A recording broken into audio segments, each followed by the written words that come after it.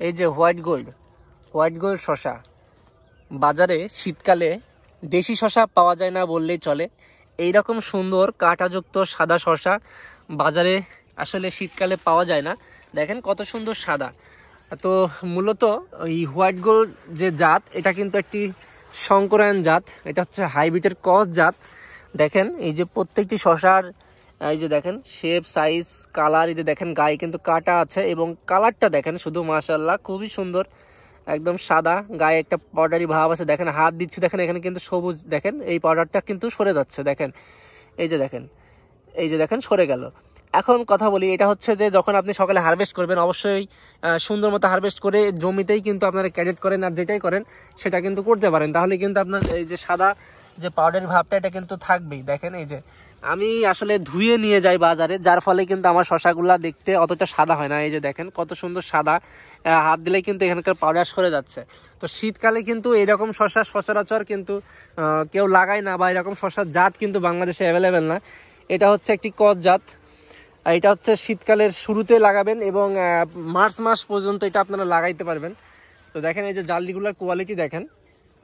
আর আমি কিন্তু নিচে প্রচুর শসা হারভেস্ট করে ফেলছি অলরেডি। এই নিচে এখন সবগুলো উপরে সেট হচ্ছে। দেখেন এই যে জালির যে দেখেন যে জালির যে গঠনটা দেখেন, এই জালি কেমনে ড্রপ হয় এইরকম ভাবেই কিন্তু প্রত্যেকটা জালি এখানে কিন্তু সেট হচ্ছে। এই যে দেখেন শুধু একটা না, প্রত্যেকটা কিন্তু এরকম খুব শক্তপুক্ত, মানে গঠন তার অনেক ভালো।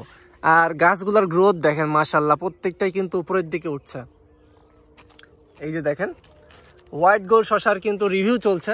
আর আমি এই শসাটা কিন্তু খারাপ বলছি না, খুবই ভালোও বলছি না। এটার ফলন কিন্তু এখনও আমি ওইরকমভাবে এখনও নিতে পারিনি, তবে এটার যে কোয়ালিটি, এইটার যে গাছের যে কন্ডিশন, সেইটা কিন্তু দেখলে বোঝা যায় যে না, এই গাছ আমাকে হতাশা করবে না, আমাকে হতাশ করে দিয়ে যাবে না, আমাকে অবশ্যই এই গাছ কিন্তু আমাকে ফল দিয়ে যাবে। কারণ এই গাছে এখন যেই পরিমাণ কিন্তু ফল আর কি সেট আপ শুরু হয়েছে, আলহামদুলিল্লাহ এই ফলগুলাই কিন্তু আমি যখন হারভেস্ট করব তখন কিন্তু আমার ভালো পরিমাণে কিন্তু বাজারে নিয়ে যেতে পারবো। তো দেখেন এইখানে কিন্তু আমি আজকে শসা হারভেস্ট হয় নাই, যার ফলেই কিন্তু এই যে দেখেন পাউডারি সাদা শসা, মাশাআল্লাহ একদম সাদা শসা, শীতকালীন জাত।